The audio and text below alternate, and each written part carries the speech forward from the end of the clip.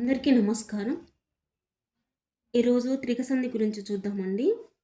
ఆ, ఈ, ఏలు త్రికాలు. త్రికము మీది ఉన్న అసంయుక్త హల్లు ద్విత్వంగా మారుతుంది. కొన్ని పదాలు చూద్దాము. ఆ ప్లస్ చోటు అచ్చోటు, ఈ ప్లస్ విధము ఇవ్విధము, ఏ ప్లస్ కాలము ఎక్కాలము. పై పదాల్లో పూర్వపదాల్లో ఆ, ఈ, ఏలు ఉన్నాయి. ఇవి సర్వనామాలు. సర్వనామాలు అంటే నామవాచకానికి బదులుగా వాడే పదాలు. ఓకే. త్రికం మీద ఉన్న అసంయుక్త హల్లు ద్విత్వంగా మారుతుంది.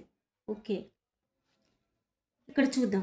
ఆ ప్లస్ చోటు అచ్చోటు, ఈ ప్లస్ విధము ఇవ్విధము, ఏ ప్లస్ కాలం ఎక్కాలం. అంటే త్రికము మీది అసంయుక్త హల్లునకు ద్విత్వము బహుళమవుతుంది.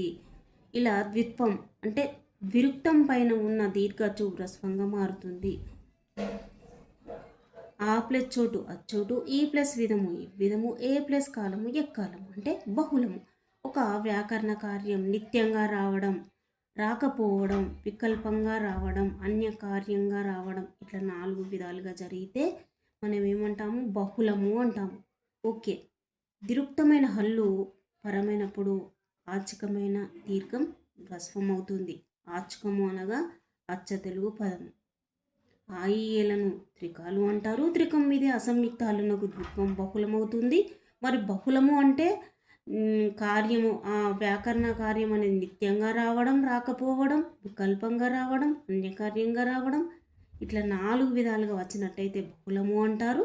దిరుక్తమైన హల్లు పరమైనప్పుడు ఆచకమైన దీర్ఘం హ్రస్వమవుతుంది. ఇక్కడ ఆచకము అంటే అడిగాడండి డిఎస్సిలో. ఆచకము అంటే అచ్చ తెలుగు పదము. నెక్స్ట్ రుగాగమ సంధి గురించి చూద్దామండి. ఒక వర్ణం మిత్రుడు వలె అదనంగా చేరడమే ఆగమం. ఒక వర్ణం మిత్రుడు వలె అదనంగా చేరడమే ఆగమం అంటారు. చూడండి, కొన్ని పదాలు చూసినట్టయితే పేదరాలు, బీదరాలు, బాలింతరాలు. పై పదాలను విడదీస్తే ఎట్లా ఉంటాయో గమనిద్దాం, ఎట్లా మారాయో పరిశీలిద్దాము. పేద ప్లస్ ఆలు పేదరాలు, బీద ప్లస్ ఆలు బీదరాలు, బాలింత ప్లస్ ఆలు బాలింతరాలు. పేద ప్లస్ ఆలు పేద అంటే ర్ ప్లస్ ఆలు పేదరాలు. బీద ప్లస్ ఆలు బీద ప్లస్ ర్ ప్లస్ ఆలు బీదరాలు. బాలింత ప్లస్ ఆలు బాలింత ర్ ప్లస్ ఆలు బాలింతరాలు. ర్ పేదరాలు బీదరాలు బాలింతరాలు. ర్ అని వచ్చినప్పుడు రుగాగమ సంధి అని మనం ఐడియా ఉంచుకుంటే అయిపోతుందండి. అలా నెక్స్ట్ చూడండి, ఒక్కసారి మళ్ళీ వివరంగా చూసినట్టయితే పై 3 సందర్భాలలో పరపదం ఆలు. పరపదము అనేది ఆలు. చూడండి, పరపదము అంటే ఒక పదాన్ని మనము విడదీసినప్పుడు పదంలోని రెండవ అక్షరము ఏమవుతుంది? పూర్వపదము అవుతుంది. పదంలోని మొదటి అక్షరం ఏమవుతుంది? పరపదము అవుతుంది. అయితే ఇక్కడ మనకి ఏంటి? ఆలు అనేది పరపదము. పేద బీద బాలింత పదాలకు ఆలు పరమైంది. చూడండి, ఇక్కడ పేద బీద బాలింత ఈ పదాలకు ఆలు శబ్దం అనేది పరమైంది. పేద బీద బాలింత మొదలైన శబ్దాలను పేదాదులు అంటాము. చూసారండి, పేద బీద బాలింత ఈ శబ్దాలను ఏమంటాము? పేదాదులు అంటాము. పేదాది పదాలకు ఆలు అనే పదం కలిసినప్పుడు ర్ అనే అక్షరం అదనంగా వచ్చింది. చూసారా అండి, ఇక్కడ పేద బీద ఆలు, పేద బీద బాలింత అనే పదాలకు ఆలు శబ్దం కలిసినప్పుడు ర్ అనే అక్షరం వచ్చింది. ర్ అనే అక్షరము అదనంగా వచ్చింది. ర్ అనేది అదనంగా రావడాన్ని రుగాగమం అంటారు. చూసారా, రు అనేది అదనంగా రావడాన్ని రుగాగమము అంటారు. అంటే ఒక వర్ణం మిత్రుడు వలె అదనంగా వచ్చి చేరడమే ఆగమం. ఇక్కడ మిత్రుడు వలె వచ్చి చేరిన వర్ణం ఏంటండి? రే. దీన్నే ఇట్లా కూడా చెప్పవచ్చు. పేదాది శబ్దాలకు ఆలు శబ్దం పరమైనప్పుడు రుగాగమం అవుతుంది.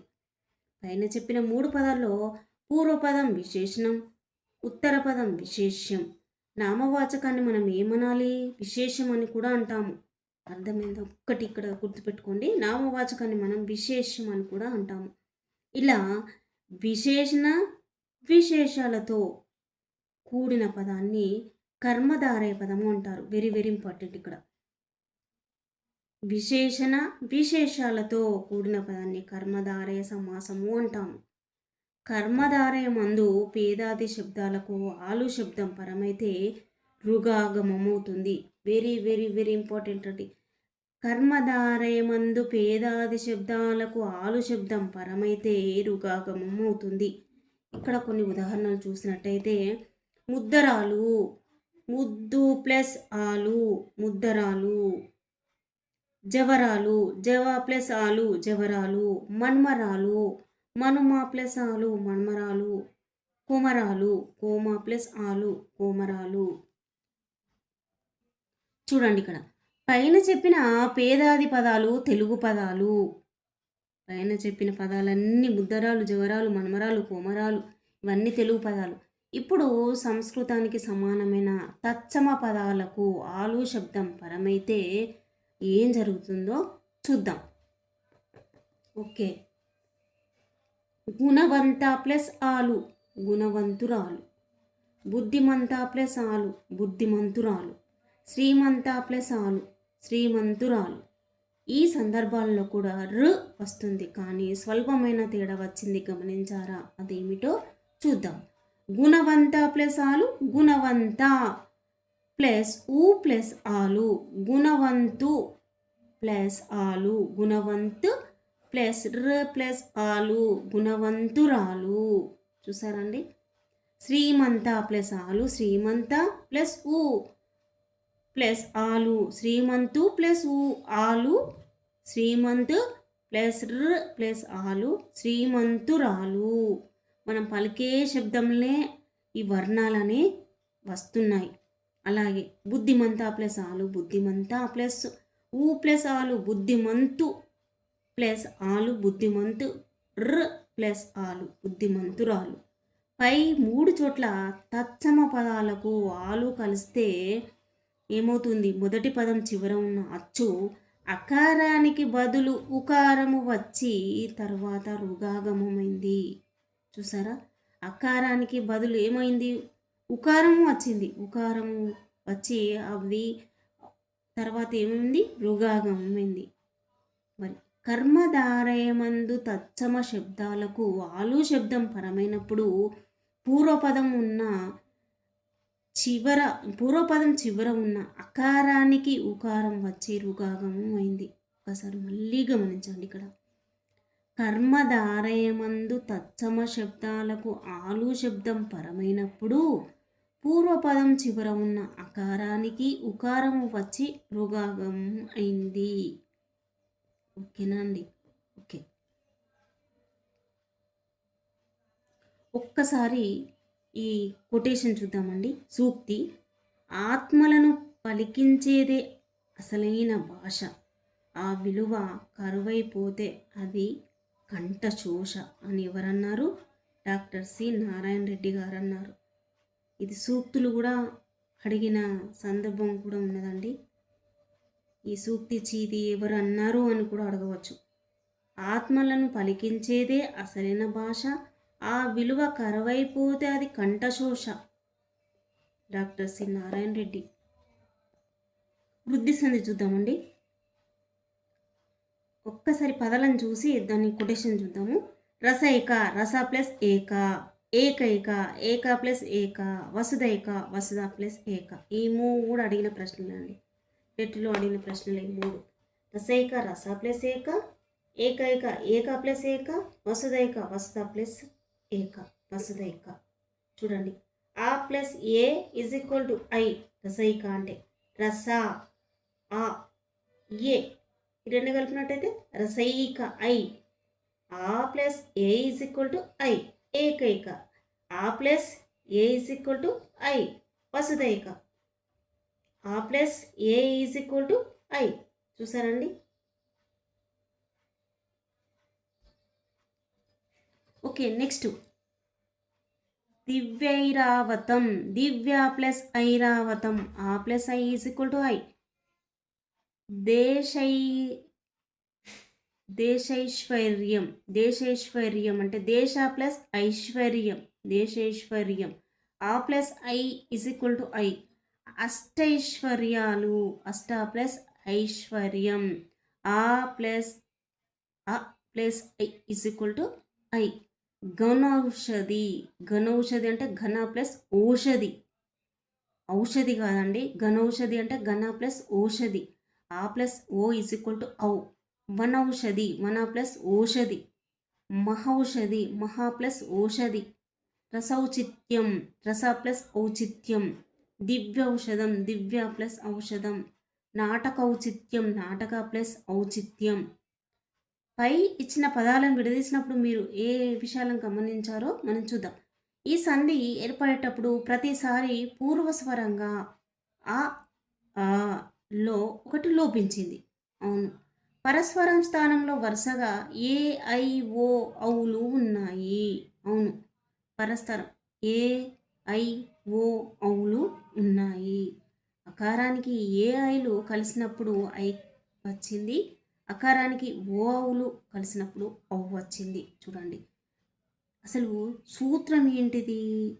ఐ ఔలను వృద్ధులు అంటాం. Very very very important. మొన్న 2026 సెట్లో అడిగిన ప్రశ్న వృద్ధులు అనగానేమి? ఐ ఔలు అనేవి వృద్ధులు. అందరు కరెక్ట్ ఆన్సర్ ఇచ్చారట. ఓకే. పరస్పరం స్థానంలో వరుసగా ఏ ఐ ఓ ఔలు ఉన్నాయి. అకారానికి ఏ ఐలు కలిసినప్పుడు ఐకారం వచ్చింది. అకారానికి ఓ ఔలు కలిసినప్పుడు ఔ వచ్చింది. ఔకారము వచ్చింది. అకారానికి ఏ ఐలు పరమైతే ఐ వస్తుంది. అకారానికి ఓ ఔలు పరమైతే ఔ వస్తుంది. వృద్ధుల వల్ల ఏర్పడిన సంధి కనుక వృద్ధి సంధి. చూసారా? వృద్ధులు అయ్యవులే వృద్ధులు. ఆ వృద్ధుల వల్ల ఏర్పడిన సంధి వృద్ధి సంధి.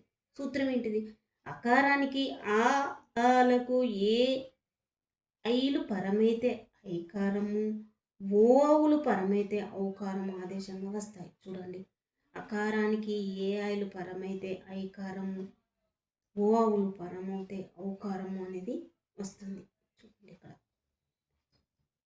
ఓకే. నెక్స్ట్ సరళాదేశ సంధి.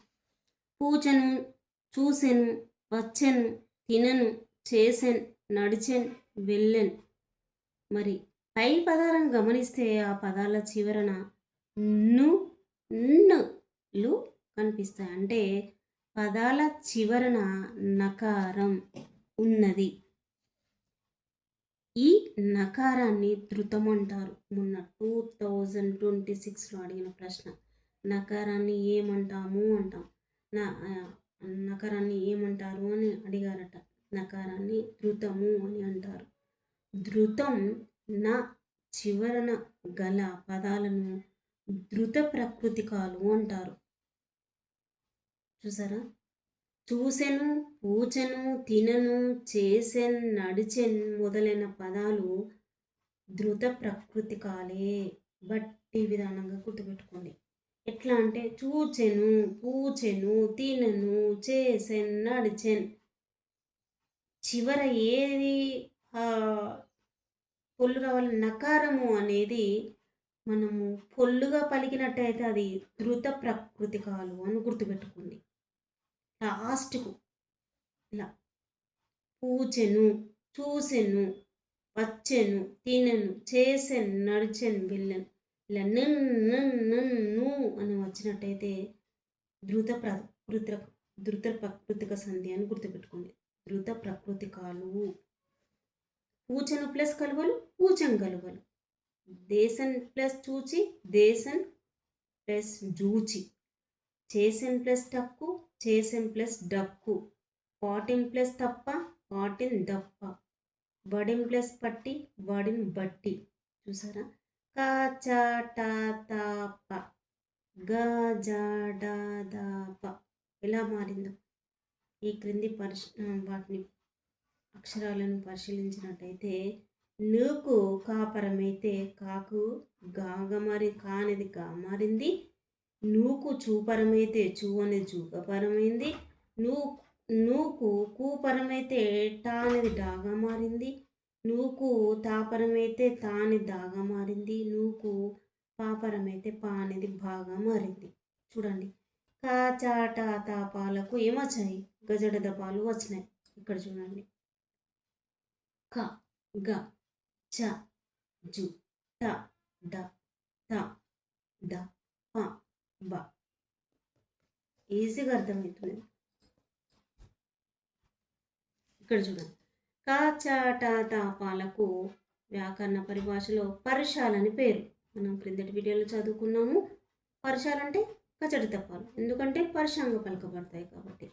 గజడ దప సరళంగా తేలికగా ఉచ్చరిస్తాం కాబట్టి ఇవి సరళాలని పేరు. గజడ దపాలకు వ్యాకరణ పరిభాషలో సరళాలని పేరు. మరి ఈ కజడ దప గజడ దపాలను ఏమంటాము? అల్ప ప్రాణాక్షరాలు అని అంటాము. ఓకే, పై ఉదాహరణలోని భావాన్ని బట్టి చూసినట్టయితే ధృత ప్రకృతికాలకు పరశాలు పరమైతే ఆ పరశాలు సరళంగా మారుతాయి. చూసారా?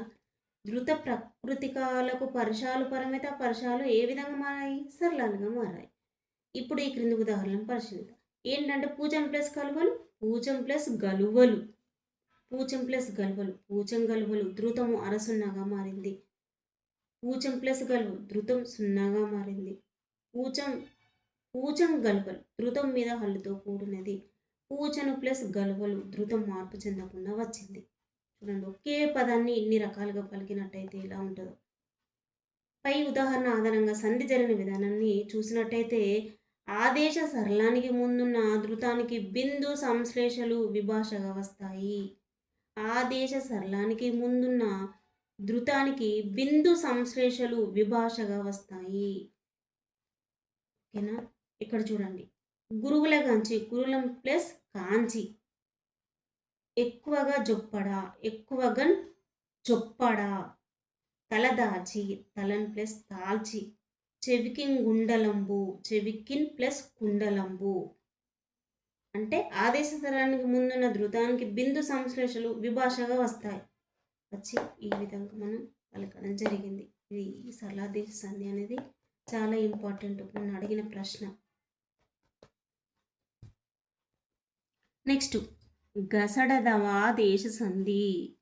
కొన్ని పదాలను చూసినట్టయితే వాడు ప్లస్ కొట్టే, వాడు కొట్టే, మీరు ప్లస్ చనుడు, మీరు సనుడు, నీవు ప్లస్ టక్కరి, నీవు డక్కరి, నిజము ప్లస్ తెలిసి, నిజము తెలిసి, పాలు ప్లస్ పోక, పాలు ఓక. చూడండి, పై ఉదాహరణలు మనం చూసినట్టయితే పూర్వపదం చివర ప్రథమ విభక్తి ప్రత్యయాలు ఉన్నాయి. పరపదం మొదట కచట తపాలు ఉన్నాయి. ఈ విధంగా ప్రథమ విభక్తి మీది ప్రత్యయాలకు కచట తపాలు పరమైతే వాటి స్థానంలో గసట దపాలు ఆదేశంగా వస్తాయి. చూసారా ఎంత ఇంపార్టెంట్ అంటే? చూసారా, చాలా చాలా ఇంపార్టెంట్. కచట తప గసడదవ. చూసారా, ప్రథమ మీది పరశాలకు గసడదవాలు బహుళంగా వచ్చినాయి. కచట తపాలకు గసడదవాలు ఆదేశంగా వస్తాయి. కచట తపాలకు గసడదవలు ఆదేశంగా వస్తాయి. ఈ కచట తపాలకు గసడదవలు ఆదేశంగా వస్తాయి. ఓకే, ఇక్కడ విభక్తి ప్రత్యయాలు చూసుకున్నట్టయితే దుమ్మువులు అని మనం గుర్తుపెట్టుకుంటే అప్పుడు తెలిసిపోతుంది ఈజీగా. ఓకే, మాకు కొన్ని పదాలను చూద్దాం.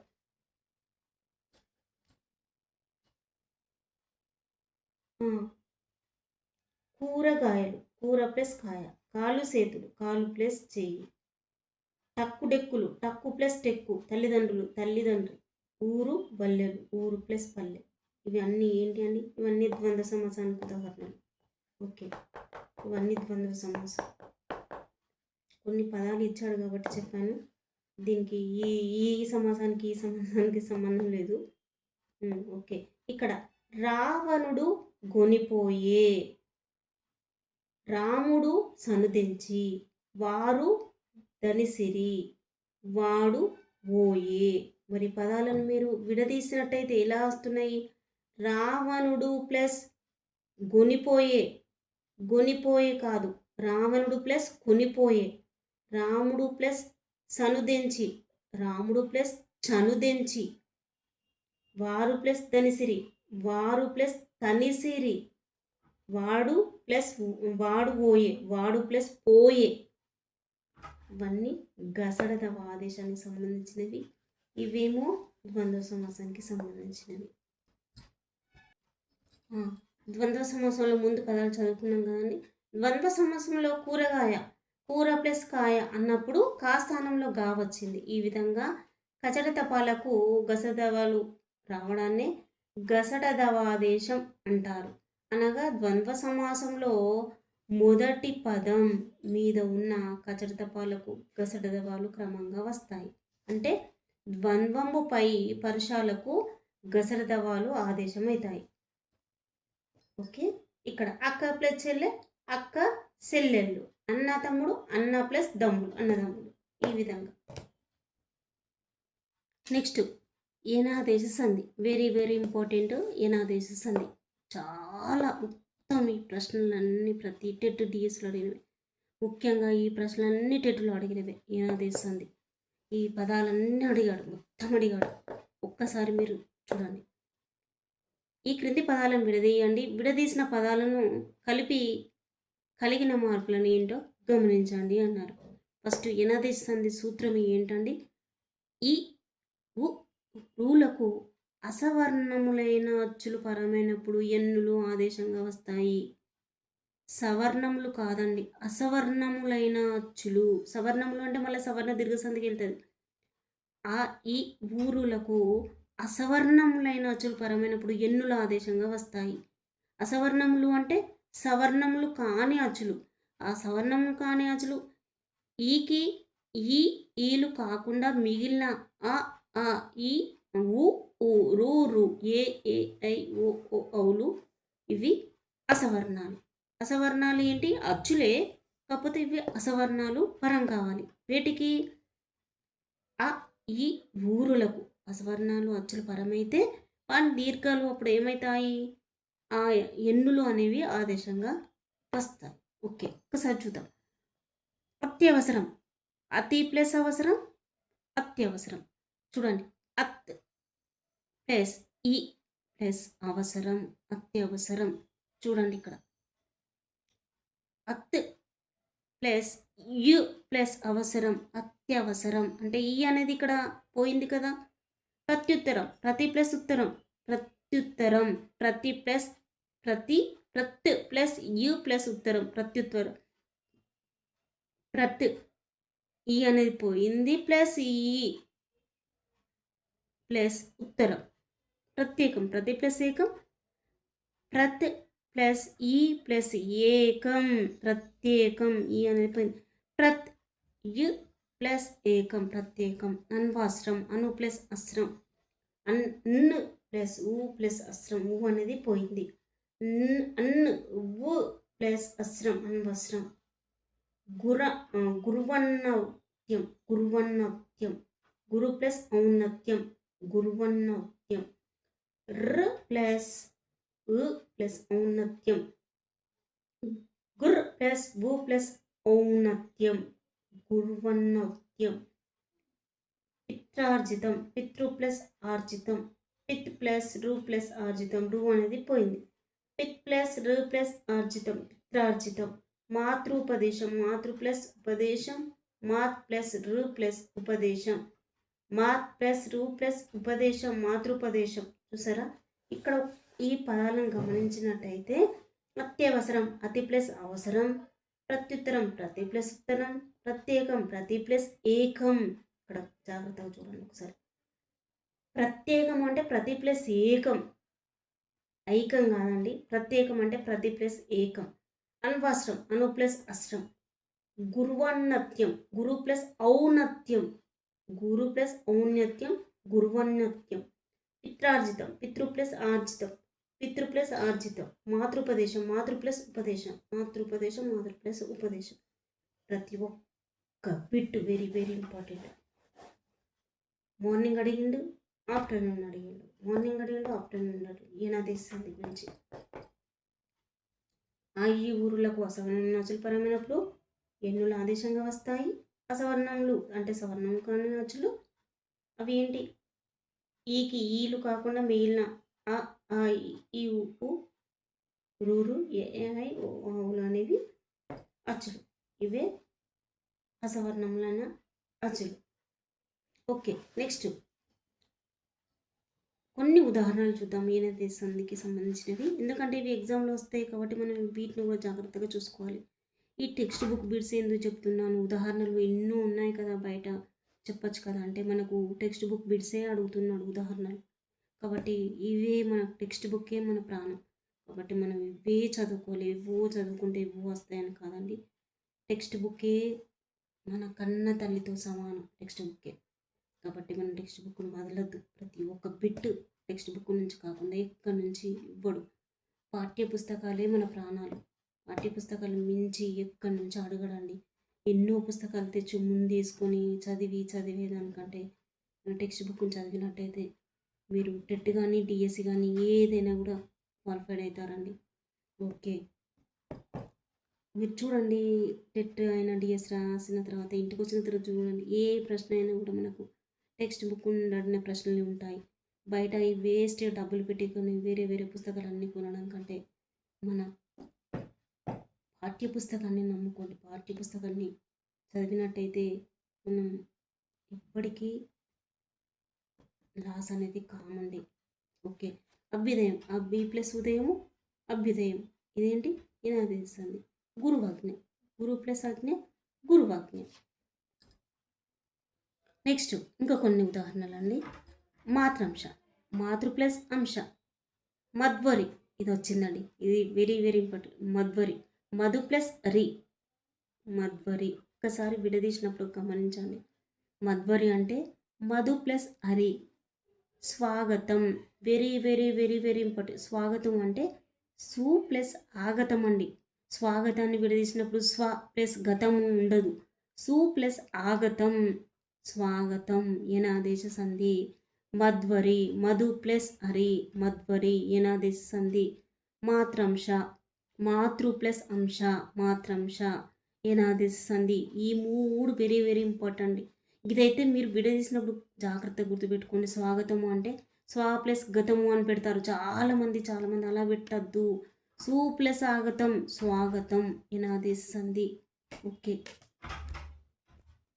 నెక్స్ట్ ఆమ్రేటిత సంధి చూద్దామండి. ఆమ్రేతం కూడా చాలా చాలా చాలా చాలా ఇంపార్టెంట్. ఆమ్రేటితము అంటే ఒకే పదం 2 సార్లు వస్తే ఆ రెండోసారి వచ్చిన పదాన్ని ఆమ్రేటితము అంటాము. ఇలా చూద్దాము. ఔరౌరా. ఆహాహా. చూడండి. ఔరౌరా ఎంత గొప్ప పని చేశావు. ఆహాహా ఎంతో ఆనందం కలిగించావు. పై వాక్యాల్లో గీత గీసిన పదాలను విడదీసి రాసినట్టయితే మనం ఈ గీత గీసిన చూద్దాము. ఔరౌరా. ఔరా ప్లస్ ఔరా. ఆహాహా. ఆహా ప్లస్ ఆహా. ఆహాహా. అంటే ఇక్కడ ఒకే పదం 2 సార్లు వచ్చింది. చూసారా? ఔరౌరా ఆహాహా అనేది ఈ ఒకే పదం 2 సార్లు వచ్చింది. అట్లా వచ్చినప్పుడు రెండోసారి వచ్చిన పదాన్ని ఆమ్రేడితము అంటారు. ఈ రెండోసారి వచ్చిన పదాన్ని ఏమంటాము? ఆమ్రేడితము అంటారు. ఔరా ప్లస్ ఔర్ ప్లస్ ఆ. ఆహా ప్లస్ హా ప్లస్ ఆ. ఆ పదాల చివర అచ్చులు కనబడుతున్నాయి. చూడండి. రులు అ హో ఆ కనబడతాయి. వాటికి ఆమ్లేడితం వచ్చి చేరి ఏమవుతుందో ఒకసారి మనం చూద్దాం. ఔరౌరా. ఔరా ప్లస్ ఔరా ఔరౌరా. ఔ రు ప్లస్ అ ఔరా అని ఉండగా అకారం లోపించి ఔర్ ఔరా అని ఉంటుంది. ఆమ్రేడిత పదంలోని ఔ చేరి ఔరౌరా అయింది. మనకి ఈజీగా అర్థమైపోతుంది. నెక్స్ట్ అట్లాగే ఆహా ప్లస్ ఆహా. ఆహాహా. హ హ ప్లస్ అ. ఆహా ఆహాహా. దీనివల్ల అచ్చునకు ఆమ్లడితం పరమైతే సంధి జరుగుతుంది. ఇదే ఆమ్లడిత సంధి. అంటే అచ్చునకు ఆమ్రేడితం పరమైతే సంధి అనేది తరచుగా వస్తుంది. ఇది గుర్తుపెట్టుకోండి. చాలా చాలా ఇంపార్టెంట్. ఎట్లా? అప్పుడప్పుడు. అప్పుడు ప్లస్ అప్పుడు అప్పుడప్పుడు. ఏమి ప్లస్ ఏమి ఏమేమి. ఊరు ప్లస్ ఊరు ఊరూరు. ఇంట ప్లస్ ఇంట ఇంటింట. ఓరి ప్లస్ ఓరి ఓరూరి. ఈ పదాలను జాగ్రత్తగా చూడండి. ఒకే పదము 2 సార్లు వచ్చినట్టయితే దాన్ని ఆమ్రిత సంధి అంటారు. ఇది గుర్తుపెట్టుకోండి. చిన్న క్లూ గుర్తు ఏంటంటే ఒకే పదం 2 సార్లు వస్తుంది. అప్పుడప్పుడు. ఏమేమి ఊరూరు ఇంటింట ఊరూరి. అలా 2 సార్లు వచ్చినప్పుడు మనము ఆమ్రేడితం అని గుర్తుపెట్టుకుంటే ఈజీగా అర్థమైపోతుంది. ఓకే. నెక్స్ట్ విరుక్త టకార సంధి చూద్దాము. విరుక్త టకార సంధి సూత్రం ఏంటి? ఫస్ట్ ఆమ్రేడితం పరమైతే కడాదుల తొలి అచ్చు మీద అన్ని అక్షరాలకు విరుక్త టకారం వస్తుంది. చూసారా? ఆమ్రేడితం పరమైతే కడాదుల తొలి అచ్చు మీది అన్ని అక్షరాలకు ద్విరుక్త టకారం వస్తుంది. విరుక్త టకారం అనగా ఠ విత్వము. వెరీ వెరీ వెరీ ఇంపార్టెంట్ ఇది. విరుక్త టకారం అనగా ట ఒత్తు ట విత్వము. టక్ ట ఒత్తు విత్వము. కొన్ని పదాలను చూద్దాము. పగలు ప్లస్ పగలు పట్టపగలు. చివర ప్లస్ చివర చిట్ట చివర. పై పదాలను కలిపినప్పుడు ఏం జరిగింది? పగలు ప్లస్ పగలు పట్టపగలు అవుతుంది. అంటే మొదటి పదంలోని పగల్లో పా తర్వాత ఉన్న గా పోయి దానికి బదులు ఠా వచ్చింది. అప్పుడు పట్టపగలు అయింది. అట్లనే చిట్ట చివర పదం కూడా. చూసారా? అసలు ఎంత మనకు అరటిపండు తీసి నోట్లో పెట్టినట్టున్నదండి ఇదంతా చూస్తూ ఉంటే. నడుమ ప్లస్ నడుమ నట్ట నడుమ. కొన ప్లస్ కొన కుట్ట కొన. కడ ప్లస్ కడ కట్ట కడ. చూసారా? ఆమ్రేటితం పరంగా ఉంటే నడుమ కొన కడ మొదలైన శబ్దాలలో మొదటి అచ్చు మీద అన్ని అక్షరాలు పోయి వాటి స్థానంలో ఠ వస్తుంది. ఇదే ఆమ్రిత సంధి. విరుక్త టకారం అనగా ఠ ద్విత్వము. ఆమ్రిడితం పరమైతే కడదుల తొలి అచ్చు మీద అన్ని అక్షరాలకు విరుక్త టకారం అనేది వస్తుంది. ఓకే. పగలు ప్లస్ పగలు పట్టపగలు. చివర ప్లస్ చివర చిట్ట చివర. నడుమ ప్లస్ నడుమ నట్ట నడుమ. కొన ప్లస్ కొన కుట్ట కొన. కడ ప్లస్ కడ కట్ట కడ. ఓకే అండి. టెక్స్ట్ బుక్ పరంగా ఇవన్నీ మనం చూస్తున్నాము. ఇంకా నెక్స్ట్ వీడియోలో టెక్స్ట్ బుక్ సంబంధించిన సమాసాలు చూద్దాము. అలానే అలంకారాలు కూడా చూద్దాము. అందరికీ థ్యాంక్ యూ అండి.